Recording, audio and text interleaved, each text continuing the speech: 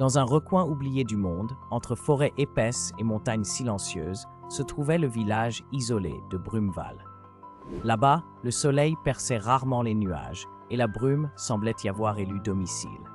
Les habitants vivaient dans une tranquillité étrange, presque surnaturelle, comme si le temps lui-même avait ralenti son cours.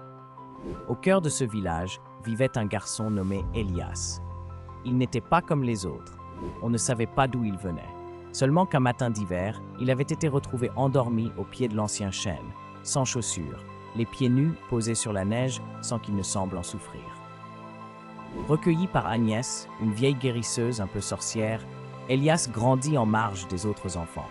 Il ne parlait pas beaucoup, préférait écouter le vent, toucher les arbres et surtout, marcher. Il marchait sans cesse, pieds nus, dans les bois, sur les rochers, dans la pluie ou le froid. Il disait sentir la terre parler sous ses pieds. Mais ce qui paraissait une simple bizarrerie devint bientôt une énigme bien plus grande. Un soir, alors que le brouillard tombait plus épais que d'ordinaire, Elias sentit une vibration étrange dans le sol. Comme une pulsation, un battement profond venu des entrailles de la terre.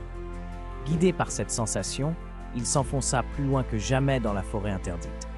Là, au cœur des arbres centenaires, il découvrit une clairière inconnue. Au centre, une pierre dressée, haute et couverte de symboles anciens, brillait faiblement. Lorsqu'il posa sa main sur la pierre, une lumière douce se répand,